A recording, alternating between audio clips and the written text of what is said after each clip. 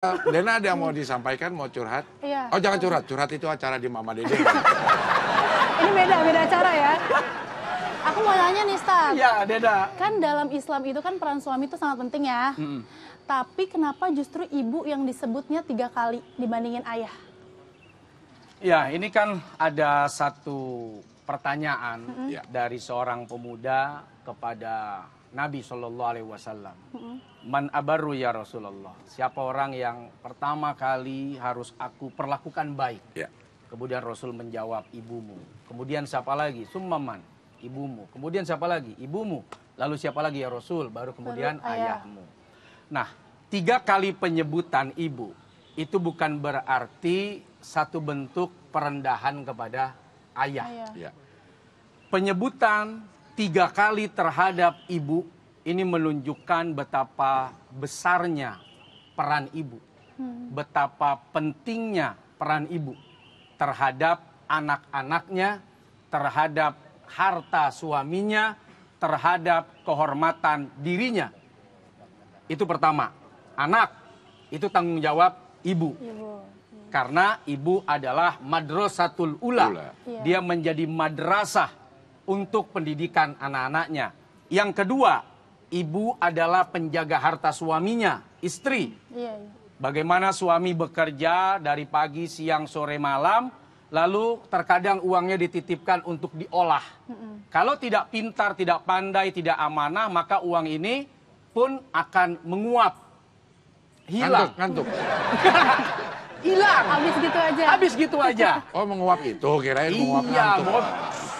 Ya. Hilang tak berbekas. Oke. Nah, yang ketiga adalah menjaga kehormatan. Ketika suaminya pergi keluar rumah, nauzubillah, kan bisa saja si istri memanggil laki-laki lain Ya. untuk datang dan lain sebagainya. Ada lagi bahwa seorang ibu kenapa 3 kali? Karena perannya begitu berat saat mengandung. Berat. Iya. Apalagi Dena sudah pernah merasakan bagaimana beban berat seorang ibu mengandung. Kenapa berat? Karena nggak enteng. Karena dibawa kemana-mana. Apa itu yang ada dalam perut? Anak, Bukan. janin, Bukan. apa? Bulan. Kok bulan? Itu berapa bulan? Oh iya betul. Makanya berat. Bukan, itu berapa anak, tapi bulan. Bulan, Sudah oke. berapa bulan? Oke. Iya benar. Yang kedua, melahirkan. Wahnan ala wahnin. Sakit di atas sakit, Taruhannya derita. nyawa ya, Wah, Ustaz? nyawa taruhannya. Ketiga, menyusui. Berapa banyak ibu-ibu yang punya anak tidak mau menyusui. Begitu besar kedudukan dalam agama seorang ibu yang mau mengandung, melahirkan, dan menyusui anaknya. Iya. Nah, bukan berarti kemudian, kenapa bukan ibu yang menjadi pemimpin? Tidak. Itu semua di bawah pengasuhan dan pengawasan suami. Presiden, pernah jadi presiden nggak? Udah, Saya belum pernah, belum pernah. tapi Belum insya Allah. ngerasain. Insya Amin. Allah, ya. Saya Pernah. belum. misal, kita ketua kelas. Pernah jadi ketua kelas. Kita punya anak buah. Ya. Katakan sekarang menteri. Yang capek, kalau bicara capek, itu siapa? Menteri. Menteri yang capek. Dirjen yang capek. Makin ke bawah, makin capek, makin banyak berhadapan dengan siapapun masyarakat di bawah. Presiden, apa dia tidak capek? Capek. Capek. Capek ya.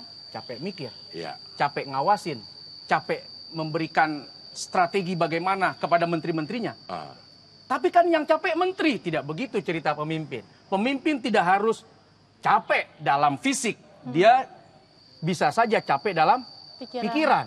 Begitupun jadi presiden, capek, lelah, tapi ada kenikmatan. Kenikmatan apa? Menemani rakyat, menyenangkan rakyat, menjalankan amanah supaya rakyat sejahtera bahagia. Itu fungsinya, itu tujuannya udah. Oke, ya. Oke, ini ada pertanyaan dari Instagram dari Crush from Space. Oke.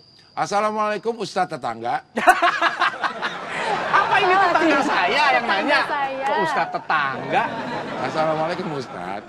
Tetangga saya itu suaminya merupakan seorang pedagang. Dan istrinya selalu minta ikut ketika suaminya bekerja agar istrinya bisa mengawasinya. Bahkan terkadang sampai ngembek. Ngambek. Oh ngambek ya. Sampai ngambek kalau tidak diperbolehkan karena si istrinya cemburuan. Sebagai istri, baiknya gimana Ustadz? Ikut menemani atau hanya support suaminya mencari nafkah untuk keluarga? Ya, kalau cuman mengawasi kamu bikin beban suami saja itu. Mengawasi, Kalau ikut dalam rangka untuk memantau doang. Dia mau ngapain itu cuma jadi beban suami.